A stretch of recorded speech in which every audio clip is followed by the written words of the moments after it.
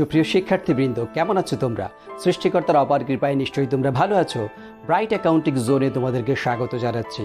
আজ আমি যে বিষয়টি নিয়ে আলোচনা করব, আশা করব প্রথম থেকে শেষ পর্যন্ত পুরো আলোচনাটি তুমি মনোযোগ দিয়ে দেখে বোঝার চেষ্টা করবে। কোথাও কোনো সমস্যা মনে হলে অবশ্যই তুমি আমাকে কমেন্টস করে জানাতে পারো। আমি চেষ্টা করব সেই বিষয়টি নিয়ে সমাধান করে দিতে। চলো শুরু করা যাক আমার আজকের আলোচনা। সুপ্রিয় শিক্ষার্থীবৃন্দ, শুরু করতে যাচ্ছি উচ্চ মাধ্যমিক শ্রেণীর নতুন একটি অধ্যায়ের ক্লাস। অধ্যায়ের নাম আর্থিক বিবরণী বিশ্লেষণ। সংক্ষেপে আমরা অনেকেই বলে থাকি এটিকে অনুপাত বিশ্লেষণ। আমি আমার আজকের ক্লাসে এই অধ্যায়ের থিওরিক্যাল কিছু আলোচনা করব, যেগুলোর মাধ্যমে তোমার পরবর্তীতে গাণিতিক সমস্যার সমাধান করতে সহজ হবে। তো আজকের ক্লাসটি গুরুত্বপূর্ণ এ কারণে যে থিওরিক্যাল এই বিষয়গুলো তুমি না জানলে এই অধ্যায়ের অঙ্কগুলো সঠিকভাবে তুমি সমাধান করতে পারবে না। প্রথমে আমরা জেনে নিব আর্থিক বিবরণী বিশ্লেষণ কাকে বলে। ইংরেজিতে বলে ফিনান্সিয়াল স্টেটমেন্ট অ্যানালাইসিস। কোনো ব্যবসায় অথবা কারবার প্রতিষ্ঠানের আর্থিক লেনদেনগুলোর ফলাফল নিরূপণের উদ্দেশ্য বছর শেষে যে সকল বিবরণী প্রস্তুত করা হয় তাই হলো আর্থিক বিবরণী। আর্থিক বিবরণীর বিভিন্ন তথ্যের মধ্যে তুলনা করে যখন কোনো তথ্য বিশ্লেষণ করা হয় তখন তাকে আর্থিক বিবরণী বিশ্লেষণ বলে। কারবারের সাথে বিভিন্ন পক্ষকে, যেমন মালিক, ঋণদাতা, সম্ভাব্য বিনিয়োগকারী, ব্যবস্থাপক, শ্রমিক কর্মচারী বা কর কর্তৃপক্ষ, এরা হচ্ছে বিভিন্ন পক্ষ যা ব্যবসার সাথে রিলেটেড।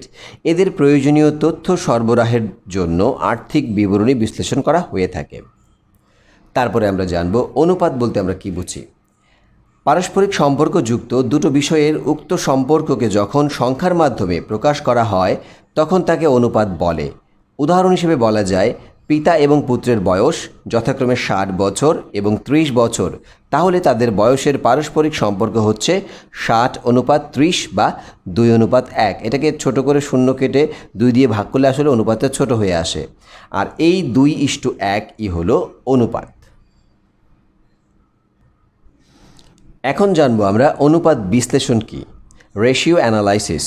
বিভিন্ন অনুপাতের সাহায্যে আর্থিক বিবরণীকে চাহিদা অনুযায়ী বিশ্লেষণ করাকেই মূলত অনুপাত বিশ্লেষণ বলে। এখন জানবো আমরা তারল্য অনুপাত। এই অনুপাত বিশ্লেষণের মধ্যে কতগুলো পর্যায়ে আমাকে অনুপাত বিশ্লেষণ করতে হবে বিভিন্ন সূত্রের মাধ্যমে, সেগুলো কি কি বের করতে হবে তা আলোচনা করছি।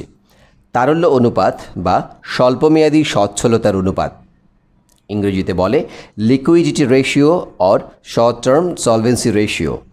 কোনো কারবার প্রতিষ্ঠান কত দ্রুততার সাথে চলতি দায় পরিশোধের ক্ষমতা রাখে তা যাচাই করার জন্য যে সকল অনুপাত নির্ণয় করা হয় সেই সকল অনুপাতকে তারল্য অনুপাত বলে। তারল্য অনুপাতের উদাহরণ হলো চলতি অনুপাত, ত্বরিত অনুপাত, কার্যকরী মূলধন অনুপাত। এই কয়েকটি অনুপাতের মাধ্যমে আমার তারল্য অনুপাত নির্ণীত হয়। এখন আমরা জানব মুনাফা অর্জন ক্ষমতা অনুপাত, প্রফিটেবিলিটি রেশিও।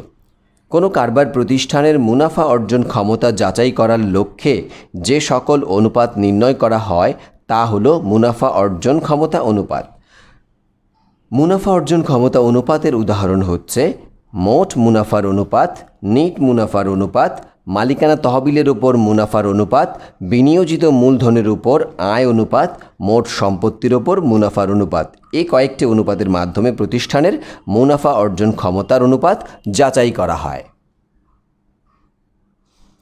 এখন আমরা জানব দক্ষতা বা আবর্তন অথবা কর্মক্ষমতা অনুপাত, ইংরেজিতে বলে efficiency ratio or activity ratio.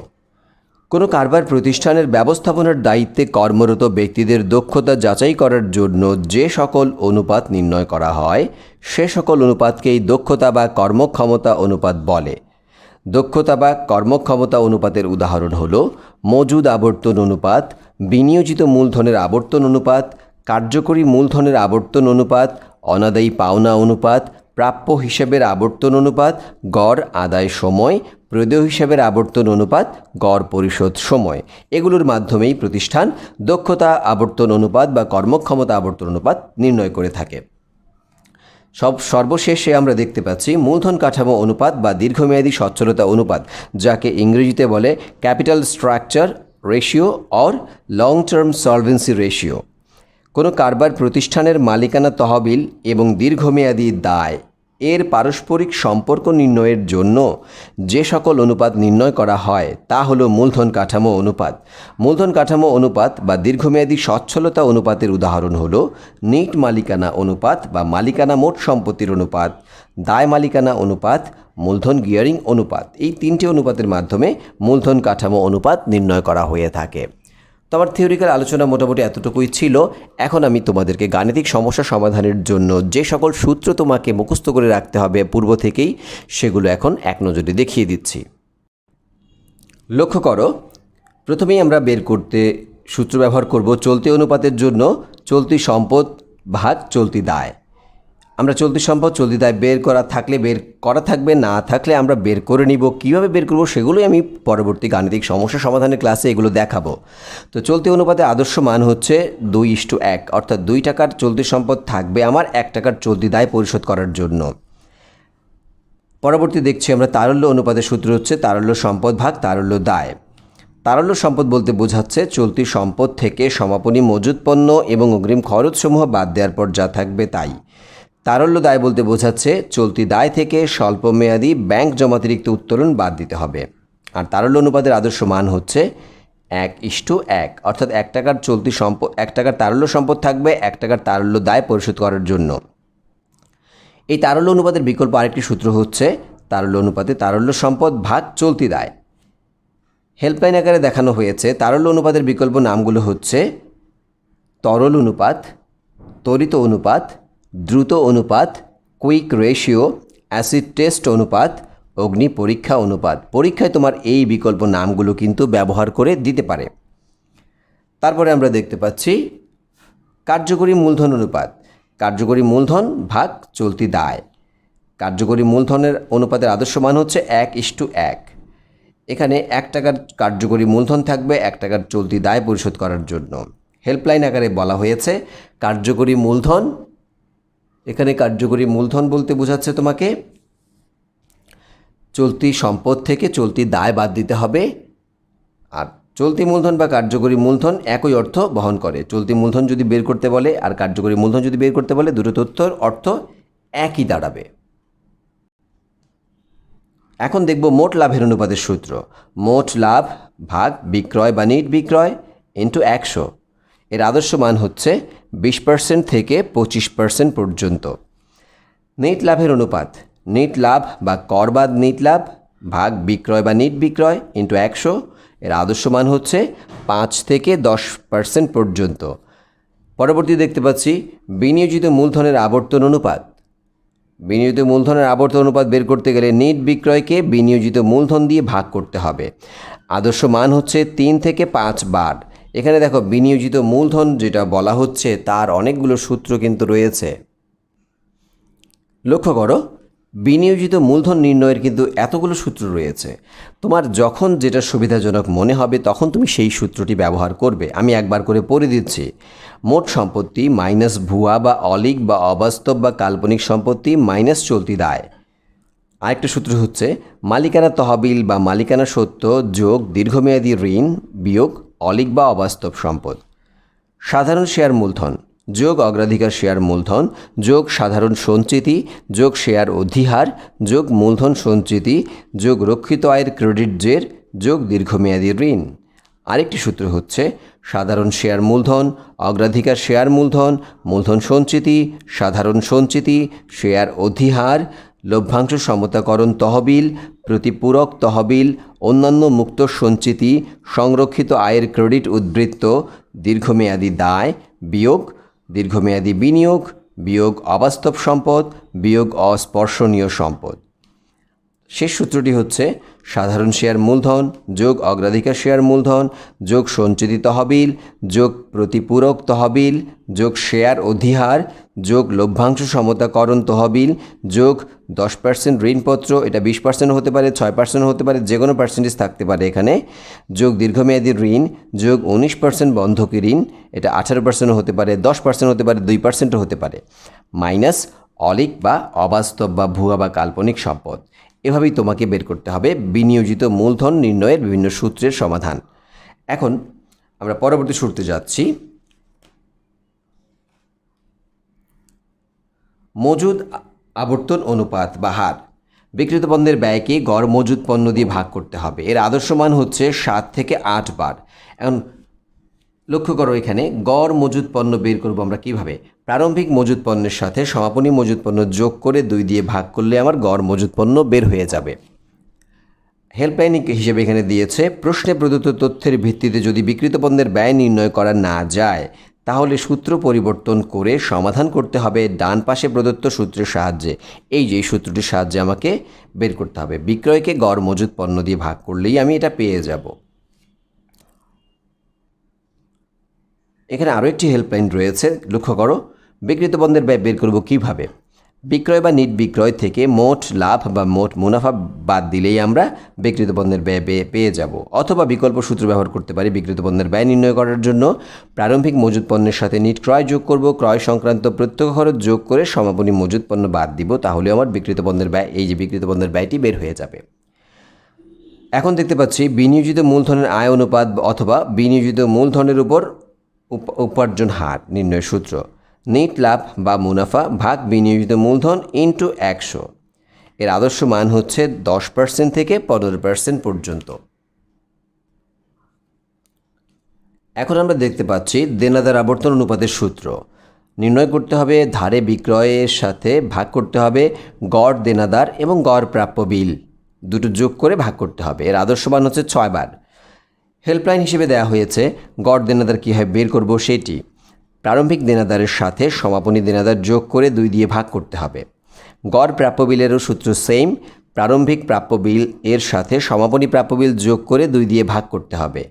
বিশেষ দ্রষ্টব্য আকারে বলা হয়েছে, প্রশ্নে যদি 2টি দেনাদার পাওয়া না যায় তাহলে প্রদত্ত একটি দেনাদারই হলো গড় দেনাদার, একে ভাগ ও যোগ কিচ্ছু করতে হবে না।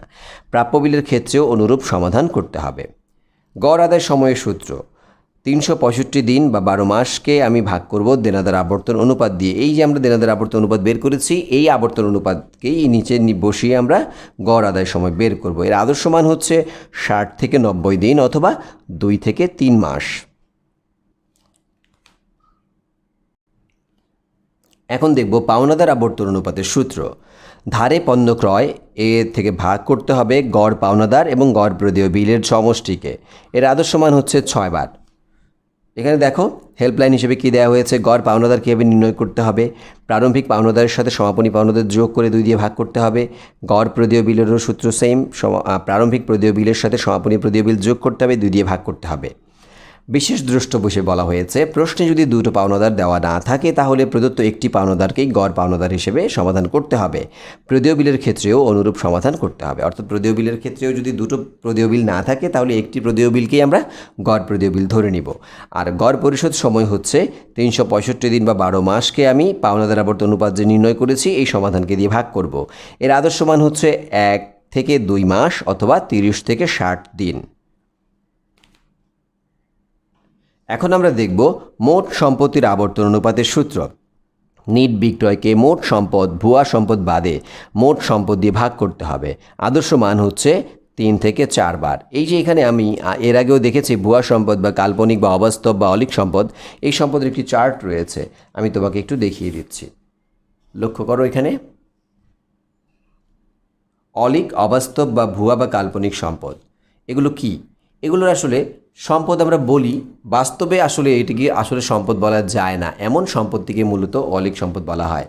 এগুলোর উদাহরণ হচ্ছে শেয়ার অবহার বা শেয়ার বাট্টা, প্রাথমিক খরচ, শেয়ার দায় গ্রাহকের কমিশন বা শেয়ার দালালের দস্তরি অথবা শেয়ার অবলেখকের কমিশন, বিলম্বিত বিজ্ঞাপন, শেয়ার ইস্যু সংক্রান্ত খরচ এবং নেট ক্ষতি। এগুলোকে আমরা বলবো অলীক, অবাস্তব, ভুয়া বা কাল্পনিক সম্পদ। তার পরবর্তী সূত্রে আমরা যাচ্ছি।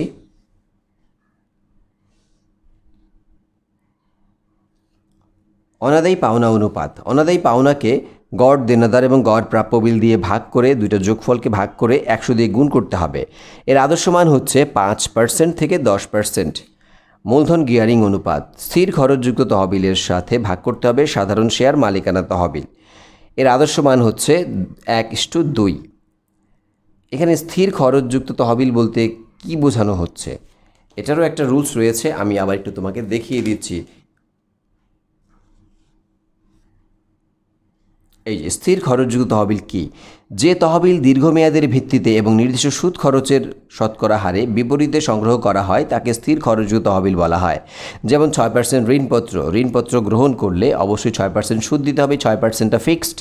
10% বন্ধকি ঋণ বলতে বোঝাচ্ছে বন্ধকি ঋণ নিলে 10% সুদ দিতে হবে, 10%টা ফিক্সড। দীর্ঘমেয়াদী ঋণ সুদযুক্ত যদি থাকে আর 12% অগ্রাধিকার শেয়ার মূলধন, এই 12% কিন্তু অগ্রাধিকার শেয়ার মালিকদেরকে লভ্যাংশ দিতে হবে, এটা ফিক্সড। এই ধরনের সুদযুক্ত বা লভ্যাংশযুক্ত খরচকেই মূলত স্থির খরচযুক্ত তহবিল বলা হয়। তারপরে আমরা যাচ্ছি, এখানে সাধারণ শেয়ার মালিকানা তহবিল বের করারও অনেকগুলো সূত্র রয়েছে, আমি একটু পরেই তোমাকে দেখাবো। দায় মালিকানা অনুপাতের সূত্রটি লক্ষ্য করো। বহির্দায় এর সাথে ভাগ করতে হবে মালিকানা তহবিল। বহির্দায় বলতে প্রতিষ্ঠানের বাহিরের যে দায়গুলো রয়েছে সেইগুলো হচ্ছে চলতি দায় এবং দীর্ঘমেয়াদী দায়ের সমষ্টি। দায় মালিকানা অনুপাতের আদর্শ মান 1:1, হেল্পলাইন আকারে এখানে বলা হয়েছে, কথাটি লক্ষ্য করো। বহির্দায় হচ্ছে চলতি দায় এবং দীর্ঘমেয়াদী দায়ের সমষ্টি। মালিকানা বা মোট সম্পত্তির অনুপাত বা বের করতে গেলে মালিকানা সত্ত্বের সাথে মোট সম্পত্তি ভাগ করতে হবে। মালিকানা সত্ত্ব কীভাবে বের করতে হবে এর অনেকগুলো সূত্র রয়েছে, আমি তোমাকে দেখাবো। হেল্পলাইন আকারে বলা হয়েছে, এখানে মোট সম্পত্তি বলতে ভুয়া সম্পত্তি, অলিক সম্পত্তি, অবাস্তব সম্পত্তি বা কাল্পনিক সম্পত্তি বাদে অন্যান্য সম্পত্তির সমষ্টিকে বোঝানো হয়েছে।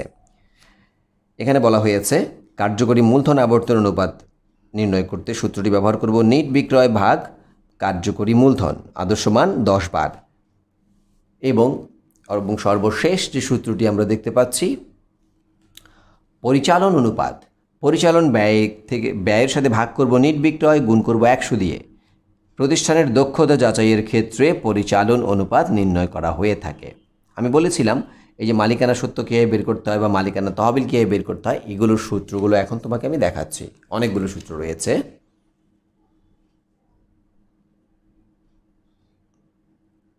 ভালোভাবে লক্ষ্য করো, এই সূত্রগুলো তোমাকে আয়ত্ত করতে হবে। আমি পড়ে দিচ্ছি একবার করে। মালিকানা তহবিল বা মালিকানা সত্ত্ব নির্ণয়ের বিভিন্ন সূত্র: সাধারণ শেয়ার মূলধন যোগ সাধারণ সঞ্চিতি তহবিল যোগ শেয়ার অধিহার যোগ মূলধন সঞ্চিতি যোগ লভ্যাংশ সমতাকরণ তহবিল যোগ প্রতিপূরক তহবিল বা সিঙ্কিং ফান্ড যোগ সংরক্ষিত আয় বিবরণীর ক্রেডিট জের। পরবর্তী সূত্রটি হচ্ছে মোট সম্পত্তি থেকে প্রাথমিক খরচ বাদ দিতে হবে, শেয়ার অবহার বাদ দিতে হবে, শেয়ার দালালের দস্তুরি বাদ দিতে হবে, সংরক্ষিত আয়ের ডেবিট জের বাদ দিতে হবে, মোট বহির্দায় বাদ দিতে হবে। আর মোট বহির্দায় বের হয় আমি একটু আগে দেখিয়েছি, চলতি দায় এবং দীর্ঘমেয়াদী দায়ের সমষ্টি হচ্ছে বহির্দায়। পরবর্তী সূত্র হচ্ছে সাধারণ শেয়ার মূলধন যোগ অগ্রাধিকার শেয়ার মূলধন যোগ সাধারণ সঞ্চিতি যোগ অবন্টিত মুনাফা বাদ অলিক সম্পদ। নেক্সট সূত্র হচ্ছে মোট সম্পত্তি মাইনাস অবাস্তব সম্পত্তি মাইনাস দীর্ঘমেয়াদী দায় মাইনাস চলতি দায় মাইনাস অস্পর্শনীয় সম্পদ। অস্পর্শনীয় সম্পদ বলতে বোঝাচ্ছে যে সম্পদগুলোকে ধরা বা ছোঁয়া যায় না। এই সম্পদগুলো আমি একটু লিস্ট তোমাকে দেখাচ্ছি। এই যে অস্পর্শনীয় সম্পদ হলো সুনাম, কপিরাইট, প্যাটেন্ট, ট্রেডমার্ক। এদের যদি ক্রয় মূল্য বা বিনিময় মূল্য আছে কি না সে ব্যাপারে প্রশ্নে কিছু না বলে, তাহলে এ সকল সম্পদের বিনিময় মূল্য আছে ধরে বিনিয়োজিত মূলধন নির্ণয়ের সময় বাদ দেওয়ার প্রয়োজন নেই। তবে যাই ধরা হোক না কেন টিকা দিয়ে বিষয়টিকে স্পষ্ট করে দিতে হবে। ওকে, আমরা যাচ্ছি পরবর্তী সূত্রে। আমরা দেখেছিলাম এতটুকু পর্যন্ত। এখন দেখব এই পরবর্তী সূত্র সাধারণ শেয়ার মূলধন যোগ অগ্রাধিকার শেয়ার মূলধন যোগ মূলধন সঞ্চিতি যোগ সাধারণ সঞ্চিতি যোগ শেয়ার অধিহার যোগ লভ্যাংশ সঞ্চিতি যোগ সংরক্ষিত আয়ের ক্রেডিট জের মাইনাস অবাস্তব সম্পদ মাইনাস অস্পর্শনীয় সম্পদ। এখন দেখতে পাচ্ছি মূলধন যোগ সাধারণ সঞ্চিতি যোগ লাভ ক্ষতি হিসেবের ক্রেডিট উদ্বৃত্ত যোগ লভ্যাংশ সমতাকরণ তহবিল যোগ প্রতিপূরক তহবিল মাইনাস ভুয়া বা অলিক বা অবাস্তব বা কাল্পনিক সম্পত্তি। এরপর দেখতে পাচ্ছি শেয়ার মূলধন যোগ সঞ্চিতি বা উদ্বৃত্ত মাইনাস ভুয়া বা অলিক বা অবাস্তব বা কাল্পনিক সম্পত্তি। এখানে দেখতে পাচ্ছি মোট সম্পত্তি মাইনাস কাল্পনিক সম্পত্তি মাইনাস অস্পর্শনীয় সম্পদ মাইনাস মোট বহির্দায়। এবং শেষে বলেছে সাধারণ শেয়ার মালিকানা তহবিল বের করতে গেলে এই যে আমরা নির্ণয় করছি মালিকানা সত্ত্ব এই সূত্র দিয়ে, এখান থেকে আসলে অগ্রাধিকার শেয়ার মূলধন যদি যোগ করা থাকে তাহলে সেটিকে বাদ দিয়ে আমরা সাধারণ শেয়ার মালিকানা সত্ত্ব বা মালিকানা তহবিল বের করতে পারি। আমি আমার আগামী ক্লাস থেকে তোমাকে গাণিতিক সমস্যার সমাধান করে দেখাবো। ছোটো ছোটো সূত্রগুলো ভাগ করে ছোটো ছোটো ক্লাসের মাধ্যমে আমি সমাধানগুলো দেখানোর চেষ্টা করব তোমাকে। তো তুমি যে কাজটি করবে, এই যে আমি দেখালাম তোমাকে আজকে অনেকগুলো সূত্র দেখালাম, এই সূত্রগুলো তোমাকে মুখস্থ করে রাখতে হবে আমার পরবর্তী ক্লাসগুলোকে বোঝার জন্য, আয়ত্তে নেবার জন্য। একটু কষ্ট করে রুলসগুলোকে তুমি মুখস্থ করে নিবে, যেন আমি পরবর্তীতে যে গাণিতিক সমস্যার সমাধানগুলো তোমাকে করে দেখাবো সেগুলো যেন তুমি অনায়াসেই অনুধাবন করতে পারো, বুঝতে পারো। আমি সৃজনশীল আকারে নয়, বরং একটি সূত্র বা 2টি বা 3টি সূত্রের সাহায্যে পরবর্তীতে আমি ক্লাসগুলোকে তোমাকে সমাধান করে দেখাবো। তো তুমি মনোযোগ দিয়ে সবগুলো ক্লাস দেখবে। আমি এই উদ্দীপকের আলোকে আমার পরবর্তী ক্লাসের গাণিতিক সমস্যার সমাধান তোমাকে করে দেখাবো। সেই পর্যন্ত তোমরা সবাই ভালো থাকবে, সুস্থ থাকবে। আশা করছি পুরো আলোচনাটি তুমি মনোযোগ দিয়ে দেখে বোঝার চেষ্টা করেছো। কোথাও কোনো সমস্যা মনে করলে কমেন্টস করে তুমি আমাকে জানাবে। আবারও নতুন কোনো টপিক নিয়ে তোমাদের সামনে হাজির হব। সেই পর্যন্ত তোমরা সবাই ভালো থাকবে, সুস্থ থাকবে। তোমাদের জন্য রইল আমার আন্তরিক শুভকামনা।